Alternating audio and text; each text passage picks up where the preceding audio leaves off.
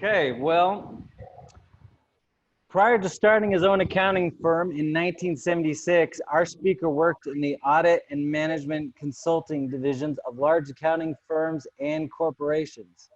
After joining the Rotary Club of Sandringham, Victoria, Australia in 1978, he continued a lifestyle of service by taking on the roles of club president, district governor, Rotary International Treasurer, chair of numerous Rotary International and Foundation committees, and serving on the boards of many private and public schools and other charitable organizations. He has received many honors, including the AusAID Peacebuilder Award from the Australian government and the Regional Service Award for a Polio Free World from the Rotary Foundation. His wife, Juliet, served as president in 1994 and Rotary District 9810 governor from 2011 to 2012. They have 2 children and 4 grandchildren and live on a 7-hectare farm with 2 rescue goats where they practice sustainable organic living. He showed his commitment to the health of our planet when he challenged us, part of the 1.2 million Rotarians in over 33,000 clubs spread across more than 200 countries, to plant 1 tree per Rotarian to fight climate change and environmental degradation. He and every Rotary International President who followed him have refocused the Rotary conversation to protect our air, water, and soil. In spring 2018, our speaker came all the way to Idaho Falls to celebrate their club's 100th anniversary by breaking ground for their new park on a very cold, windy day. Many of us are leaving Idaho Falls in moments like that. And although it was summer in Australia, he joined us to dig in Idaho's frozen dirt. That's incredible. I am honored to introduce you to Rotary International President from 2017 to 2018, Ian Riseley, everyone. Thanks for the invitation. Thanks particularly to Laurie for facilitating it. I understand lunchtime meetings. My club used to meet at lunchtime, so I understand that there's a very tight time frame, and someone will tell me when I'm almost out of time, and that'll be good. I also thank Laurie for her leadership with the tree planting. You just heard a little bit about how it came. I was thrilled, frankly, with the response in the Rotary world, and something estimated at 4.5 million trees have been planted, which was wonderful, and it's continuing to happen, and I really like that. Laurie was a little vague as to what I should talk about, mentioned environment and personal background, and I'm happy to cover those, but I particularly want to talk also about polio eradication. I think it's fair to say that Rotary didn't do many projects supporting the environment over the years since one of my real Rotary heroes, a fellow called Paulo Costa of Brazil, was president of RI in 1990-91. He launched Preserve Planet Earth. That was groundbreaking in all sorts of ways. But since then, we haven't done much, and I think Rotary was crying out for the opportunity to do so. Next slide, please. This should be me planting a tree. There'll be lots of shots of me planting a tree because that's what I did, a lot of. This is in the beautiful seaside town of Port Macquarie in Australia. What I really liked about this one was that they actually asked me what I'd like to plant. I told them my favorite tree. They found a perfect specimen. I believe it's still flourishing. The next slide is the first tree I planted. It's in Iceland. It was freezing, it was muddy, but it was a thrill because just below where I was planting a tree was a tree that Queen Elizabeth of England had planted there before. Let's try the next one then, which is in Panama. Yeah, it doesn't look it there, but that was also extremely boggy. But I like this one because of the Rotaractors. Excuse me, the Rotaractors have been really supportive of tree planting, and they've responded very well to the simple challenge of planting a tree. Next one, please. There's that relaxed looking shot is in Evanston in Illinois, right around the corner from where the office is. And at Rotary International, I have a green committee, and they arranged for me to plant a tree, the mayor to plant a tree, our general secretary to plant a tree as part of the greening commitment at Rotary International, which is great. Next one, please. There's that that same jacket. It's the only thing I had to keep me warm. It's not that cold here in Australia, but that's in Romania, and again they accepted the challenge extremely well there. Next, please. How many Rotarians does it take to plant an olive tree? The answer is lots. That one is at a school for the underprivileged girls in Marrakesh in Morocco. Next, please. That's District Governor Salvina encouraging me to plant a cork tree on the island of Sardinia. Next, please. There is a technique in how to plant Australian native trees. I'm demonstrating that right there. People are laughing at it. I've no idea why. Next, please. Rotary is developing extremely well in Eastern Europe. That's in Serbia, and again, lots of tree planting. Next, please. They say anyone can plant a tree. It's not true, but most people can, and I was happy to have other Rotary leaders to assist, and that's my successor, Barry Rassen, and then RI Director Joe Mulkerrin, plus someone telling us what to do. Notice the gold spade, gold shovel. We insist now on gold shovels to plant anything. Next, please. Past RI President Luis Vincenti GI planting something, a pine tree in his native Argentina, which is wonderful. Next slide, please. One of the advantages of planting trees is you can stumble across rare creatures. In New Zealand, I was planting a tree and a pair of takahe wandered past. A takahe is a flightless bird. There are less than 300 of those believed to still exist. We were planting a tree and two of them just happened to wander past and gave us a visit, which was a thrill. No one present had ever seen one before. I've always been really interested in the world of nature. I come from what the English would call a working class family. My father had two jobs, one of which was as a private gardener to one of the very wealthy business leaders, a lovely fellow who had a mansion on the best part of town. And when I was in my early teens, I used to help my father with propagations and things like that, which was fabulous. I love the outdoors, always have done.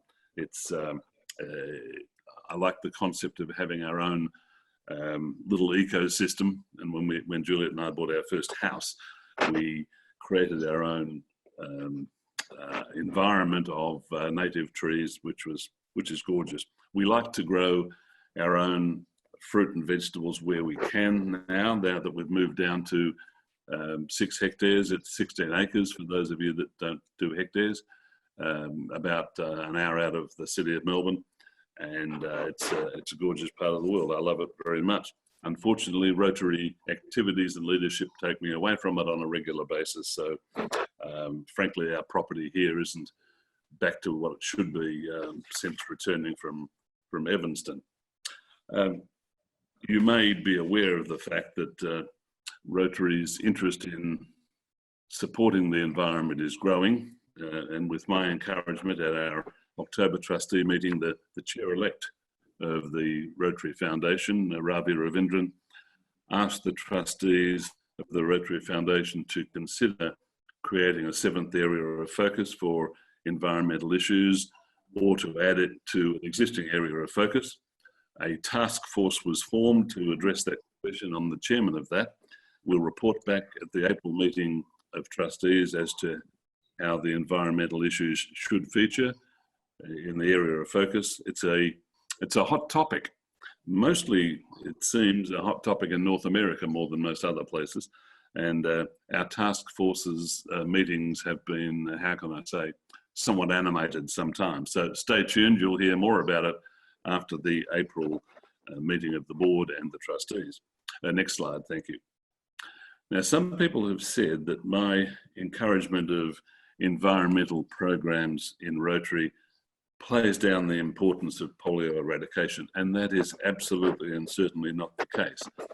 Polio eradication remains our most important program activity, and it is vital, Rotarians, it is vital that we fulfill our promise to the children of the world and complete the eradication of polio. Next slide, please. Now, on the ugly smile on the left, the fellow on the right is Clem Reniff, now Sir Clem Reniff, who is one of my Rotary heroes. He was RI President in 78, 79, and he played a pivotal role in Rotary's quest to eradicate polio. When smallpox was declared eradicated in 1979, which was when Clem was president, he wondered what Rotary could do, what we could take on that would be of such world-shattering significance. Next slide, please. So he asked one of his district governors, another one of my Rotary heroes, a fellow called Dr. John Sever, for his advice, because John was a high-level bureaucrat in Washington in that area. And John's advice was that polio eradication was possible, and it was an appropriate area for Rotary's 3H grants, Health, Hunger and Humanity grants. And John has been an important part of our polio eradication program ever since. Now, next slide, please. We've got 6 million children being immunized in the Philippines, just like these youngsters in Pakistan. Next slide, please. One of the most impressive aspects of our End Polio Now campaign over 40 plus years, the effort to which volunteers and polio workers will go to reach every child. These ladies are crossing a flooded river delta, and they've got, you'll see there, the vital cold pack of vaccines. Next slide, please. Of course, it helps to have one of the world's greatest philanthropists in your corner, and the Bill and Melinda Gates Foundation has been a wonderful partner for over 10 years now and continues to be a very generous supporter. Next, please. There have been challenges in the last year, but also positive milestones. We've had over 3 years since a case of wild polio in Nigeria, and it allows or paves the way for the entire African region to be certified polio free. It'll probably happen next June, and that would mean 5 of the 6 World Health Organization regions could be certified. Next slide, please. There are, very creatively, there are 3 types of polio virus.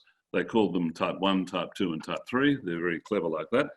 Type 2 was eradicated in 2015. Type 3 last year. We're down to type 1, which is important. We started off with 1,000 cases a day. We're now down to, oh gosh, a case every couple of days. But of course, that's not zero, and we want it to be zero. Next slide, please. This is a border crossing between Pakistan and Afghanistan, the only 2 countries where wild polio is still occurring. And you'll see the End Polio Now sign there at a spot where all of the children who cross are able to be immunized. Next slide, please. If you've ever had the chance to immunize a child, given those 2 precious drops of vaccine, or, as I'm doing there, paint their little finger purple, you know that it's a special feeling. Next slide, please. Political requirement and support and commitment is vital, and that's the new Prime Minister of Pakistan, Imran Khan, immunizing a child and giving us his full support. Next slide, please. Government support is vital. That's where the Prime Minister of Canada, Justin Trudeau, was given the Polio Champions Award at the convention in Toronto. Next, please. If people tell you that we've done enough on polio, my response is, have you heard about Rahane Lawal from Nigeria? She's a polio volunteer whose task was to go around and immunize or encourage parents to immunize their kids. She was captured by bandits, held for ransom. Her father-in-law was killed in front of her. They imagined that she had lots of money because she worked for the UN, but she didn't have lots of money. So she won the Unsung Hero Award at the Polio Summit in Abu Dhabi last November.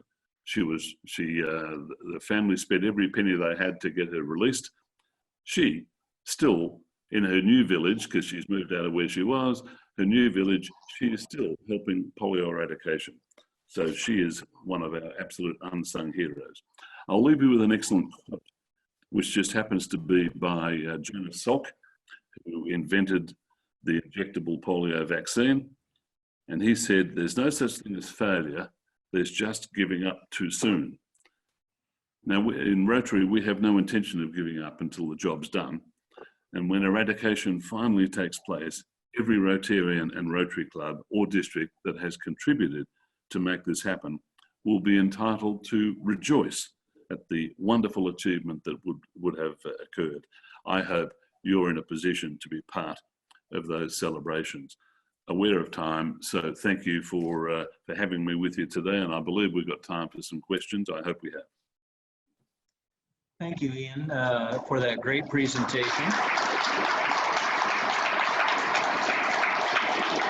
We're going to move on to questions, but before we do, I want you to know that the Rotary clubs here have taken up a collection for you, and we have a carbon offset certificate. We've made a gift in your honor to offset 13.5 tons of CO2. This approximately represents the CO2 emitted from a flight from Australia to Evanston. So we're hoping to balance out your next trip to Evanston. Thank you very much for speaking to us and for your efforts on carbon offset. So thank you. At this time, we're going to go ahead and have some questions that were submitted in advance. And we're going to get back to the environment and Australia, but I wanted to start off with a question from one of our interactors, the Skyview Interact President, Trinity Nixon, who is on the line. And she wants to know if there's a way for her to assure that the college she wants to attend will have a Rotaract club. Can she pre-arrange it? How might she go about it? And the real critical question she wanted to know, is there a way to apply for funding through Rotary for Interact chapters? Okay, Trinity, no rudeness, but I've seen you yawning away there furiously, so I've obviously bored you. The answer is it's a district program. It's up to the district in the area where the college is to create one. But of course, people in your position can be the catalyst for this to happen. So assuming that your college is not around the corner from where you live, is that the case? Nod or shake your hand, or are you moving a long way? Okay, some distance. I would encourage your local Rotary Club and your local Rotary District to get in touch with the district governor in the area where your college is to find out if there is a Rotaract club, and if there's not, to actively encourage them to do so, because it's demand from someone in your position that says, let's make it happen. It's a lot easier than well-meaning Rotarians saying, you need to have an Interact club here or a Rotaract club, off you go. It's much better for you to say, we want to have one, please give us a hand. So it is your Rotary Club or your nearest Rotary Club and the district of which you are and the district where the college is that need to get together. Thanks, Ian. The next question is actually a composite of a series of questions.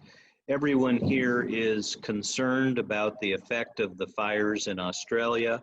And the primary question is, in your opinion, has climate change played a role in those Australian bushfires? And what is the way forward for Australia now in the aftermath of those fires, particularly in plans to address the deforestation that has taken place as a result? Yeah, well, thank you for the concern. Let me start by saying that the response and the support that Australians have had from right around the world has been astonishing and enormously uplifting for us. It's been a terrible summer so far, but all of the fires just about, well, they're all under control and almost all of them are out now, which is great. Mind you, they were replaced by floods, but that's another story. Has climate change had a part to it? Of course. Only, in my opinion, only the naive ones can imagine that if you look at the statistics, we've had the 5 hottest summers on average in Australia have occurred in the last 6 years. So it's hard to imagine that this is coincidental. Sure, climate change is an issue. We just have to do something. In terms of reforestation, sure, it has to happen, but frankly, we need to make sure the fires are out first. And then we need to, and there are Rotary clubs all over the place who are putting together proposals to plant trees and so on, and that's really important. But frankly, the devastation that's taken place in communities has been staggering, and we need to recover them first. Thanks, Ian. There's another series of questions that touch on global climate change, but it addresses the issue of peace. And even though each issue alone is complex, what is the power of Rotary to bring peace building and environmental issues together for sustainable solutions? And along with that there is some data indicating that extremist groups like ISIS and Boko Haram arise in areas with global climate change. So how do you see environmental stewardship contributing to goodwill and world peace? I don't know about that research. It's the first I've heard of it, but that's interesting. Put yourself in the position of people who are threatened by the changes in climate, for whatever reason. Let's not get onto the global warming issue, because I know in some parts of the world, particularly where you are, it tends to be a bit, don't mention the war.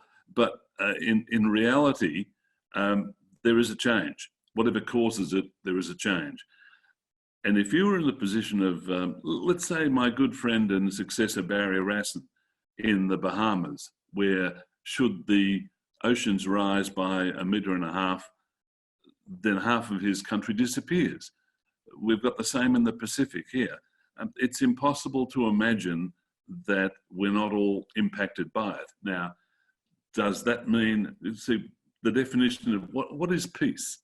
Peace isn't just when people aren't fighting. Peace is where people are comfortable and relaxed and giving their best in their community. And it's, again, to me, impossible to imagine that stewardship of our environment isn't a very important part of having peaceful communities.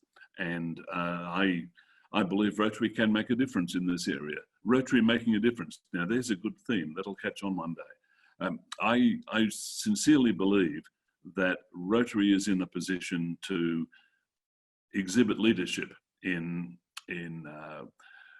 working to ensure our environment is not further degraded, and improving it. Rotary absolutely can. And should we adopt another area of focus or include the environment into our existing areas of focus, as I mentioned earlier, I think that'll be encouraging to Rotary clubs and districts right around the world to do more on that. Thanks, Ian. We're out of time for our regular segment. We're going to have a little extended session. Some clubs here do have a hard 1 o'clock deadline. And for those clubs, and that's 1 o'clock our time here. It's a little different than where you are. For those clubs, we wondered if you would be able to lead us all in the recitation of the 4-way test, and then those clubs can drop off if they need to, and we'll continue for about another 7 or so minutes with an extended session. Okay, that's excellent. Well, I'm a real believer in our 4-way test of the things we think, say, and do. So please join me. First of all, is it the truth? Secondly, is it fair to all concerned? Third, will it build goodwill and better friendships? And fourth, will it be beneficial to all concerned? Thank you so much, Ian. Some clubs are going to drop off, but we're going to go ahead and continue. I want to ask a question that you've kind of touched on a little bit about Rotary Foundation adding, or the board adding a new area of focus for environment to align with the UN. What kinds of grants and actions have been rejected because up to this point Rotary does not have an area of focus on the environment? And the subtext of the question is, in other words,